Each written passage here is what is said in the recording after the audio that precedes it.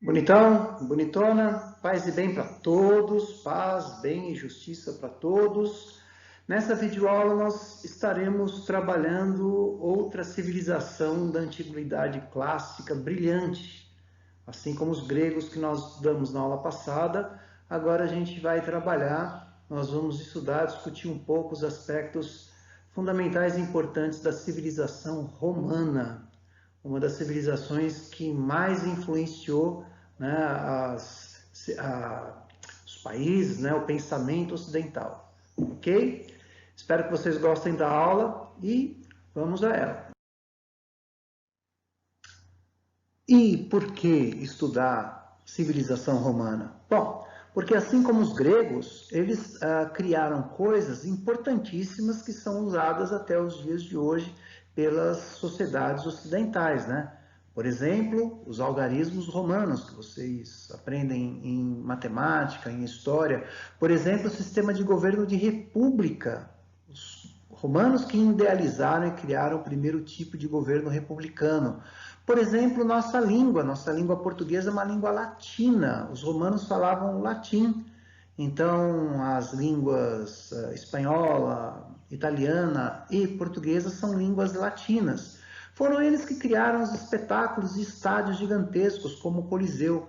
E se você, bonitão, se você, bonitona, está pensando em ser advogado, saiba que você vai ter que estudar Roma de novo. Por quê? Porque foi em Roma que surgiu, né, as ciências jurídicas, né, a ideia de direito. Se você for querer ser advogado, juiz, você vai ter que fazer a faculdade de direito. E inicialmente isso começou em Roma. E a primeira coisa que a gente tem que falar, quer dizer, uma das primeiras e mais importantes coisas que a gente tem que falar, onde é que fica Roma, né? Só que aí é muito fácil, né? Porque Roma, você sabe, atualmente Roma ainda é a capital da Itália. Quer dizer, imagino que a maioria sabe. Roma, a capital da Itália, mas naquele momento da antiguidade não existia um lugar chamado Itália. Então, o correto mesmo é a gente falar que Roma, né, a localização é na Península Itálica, como a gente vê aqui no mapa, né? Povos nômades foram chegando na Península Itálica, sobretudo os italiotas e várias tribos italiotas, como as tribos dos latinos, dos úmbrios, samnitas, sabinos. Mais ao norte aqui a gente vê os etruscos, que é um povo importante que a gente vai falar daqui a um pouquinho. E no sul os gregos, a gente já estudou, quando falamos de Grécia Antiga, a gente já estudou sobre isso, né? Os gregos, no período da colonização, eles ocuparam várias regiões, inclusive o sul aqui da Península Itálica, que ficou conhecido como a Magna Grécia, de tanto grego que tinha aí, né? Então a gente vê aqui no meio Roma que foi fundada pelos latinos, por quê? Porque essa região aqui era conhecida como a região do Lácio. O primeiro período da história de Roma é o período chamado de monarquia. Por quê? Porque nesse período Roma foi governada por reis. E não eram reis latinos, reis romanos, eram reis estrangeiros, eram os etruscos. Foram 7 reis etruscos que governaram Roma nesse período, né? Mas você deve saber, porque é uma história universal, existe uma versão lendária sobre a fundação de Roma, da qual dois meninos, dois gêmeos, Rômulo e Remo, teriam fundado Roma, né? Na verdade, isso é uma lenda. Do ponto de vista histórico, sabe-se que Roma começou a partir de 753 a.C., né? Onde era governada por reis etruscos, auxiliados pelo Senado e pela Assembleia. E nesse período, os romanos já tinham suas divisões sociais. Os patrícios, que era a classe dominante, os clientes, que eram agregados dos patrícios, os plebeus, que era a grande maioria da sociedade romana, e escravos, se bem que nessa época da monarquia eram poucos escravos.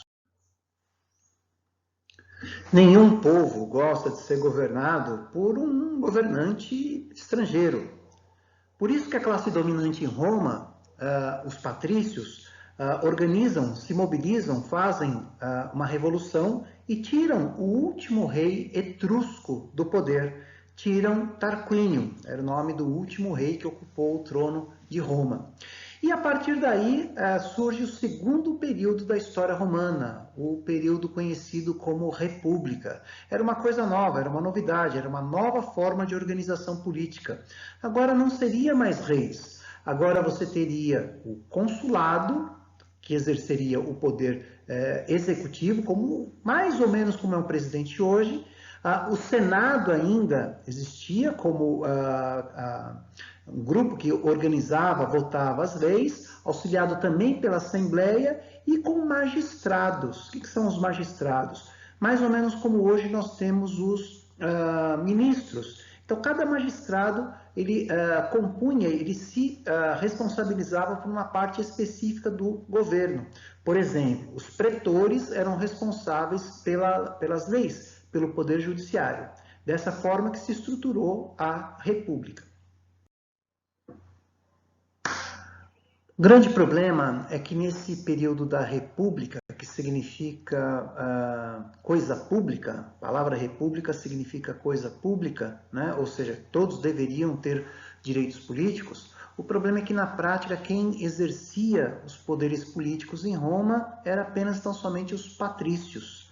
E é por isso que a gente vê essa cena aqui, os plebeus armados, muito bravos. Por quê? Porque eles passaram a lutar para ter os mesmos direitos políticos que os patrícios.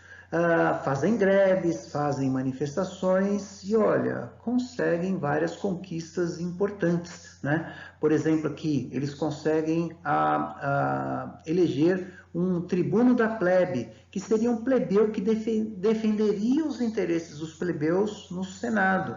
Eles conseguem as leis escritas. Eles conseguem, por exemplo, acabar com a proibição de casamento de famílias de plebeus com famílias de patrícios, entre outras várias coisas. Mas tudo isso os plebeus conseguiram apenas tão somente através da mobilização que fizeram. Bem, e uma vez que os plebeus conseguem as suas conquistas, quer dizer, o direito de participação, então os plebeus passam a fazer parte do Estado romano, principalmente através do exército. Dessa maneira, Roma vai organizar um poderosíssimo, talvez o mais poderoso exército de toda a antiguidade. E por que constitui esse exército? Para fazer conquistas territoriais. Como a gente vê aqui no mapa, né? Por exemplo, já em 218 a.C., que está em vermelho aqui, eles conquistaram toda a Península Itálica e partiram depois para a conquista de outras regiões. Não é? A partir de 133, veja, regiões que hoje é Portugal, Espanha, regiões na Ásia, na África, foram todas regiões conquistadas pelos romanos. E a primeira e talvez mais significativa conquista deles foi contra a cidade de Cartago, que fica no norte aqui da África. Eles empreenderam uma longa guerra contra essa cidade-estado, a cidade-estado de Cartago, e conseguiram vencer os cartagineses. Então, se você olhar direitinho aqui no mapa, essa região que está pintada de azul, azul claro, é o mar Mediterrâneo. Repare, toda a região banhada, né, pelo mar Mediterrâneo era já território romano. Os romanos expandiram através das suas guerras, das suas lutas militares e conquistaram toda a área que era banhada pelo mar Mediterrâneo. E aí você pode estar imaginando, né? Puxa vida, então agora Roma ficou poderosíssima e potência mundial. De fato, ficou poderosa e ficou potência mundial. Mas isso não significa dizer que todos os romanos viviam bem. Porque na medida que Roma conquistava os territórios, pilhava as riquezas desses territórios e aprisionava, né, aqueles sobreviventes das guerras e levava para Roma para servirem de escravos. Então, Roma passa a ser uma sociedade escravista. Só que quem podia ter escravos eram os patrícios. E com isso, os patrícios ficam mais ricos. Ao contrário, os plebeus, como eles ficavam muito tempo na guerra, as suas terras ficavam meio que abandonadas e com isso eles empobreceram. Então, a gente pode elencar como consequências imediatas dessa expansão territorial romana, primeiro, o aumento da desigualdade social. O que é isso? Os patrícios ficaram mais ricos e os plebeus ficaram mais pobres. E outra coisa importante, os escravos passaram a ser boa parte da população romana. Se na monarquia não eram tantos escravos assim, agora com as conquistas militares da República, os escravos passam a ter um número significativo dentro da sociedade romana. Esse quadro de desigualdade social só vai compor um dos elementos para a gente entender a crise da República Romana, né? A desigualdade social foi um dos elementos da crise, tanto que os irmãos Graco, Tibério e depois Caio Graco, tentaram fazer uma reforma agrária, que é dar terra para os plebeus, mas não conseguiram, inclusive foram assassinados. Nós, nesse período, observamos também guerras civis, que eram generais que brigavam contra outros generais, tudo romano, mas havia disputa pelo poder entre esses generais, daí as guerras civis. Revoltas de escravos, das quais a mais importante, a mais famosa foi a revolta de Espartacus, né? Com toda essa crise, o Senado romano tenta mudar o tipo de governo para ver se amenizaria a crise da República. Cria um governo chamado de triunvirato.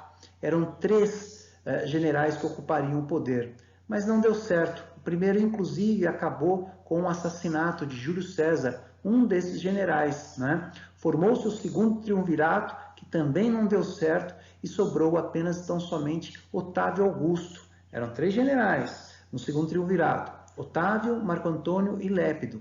Otávio consegue derrotar os outros 2 generais e assume sozinho o poder em Roma. Quando Otávio assume, então, como governante único em Roma, a partir de 27 a.C., inaugura-se, então, o terceiro e último período da história de Roma, o período do Império, né? Foi um período final da história romana, mas que teve um auge até aproximadamente o século III depois de Cristo.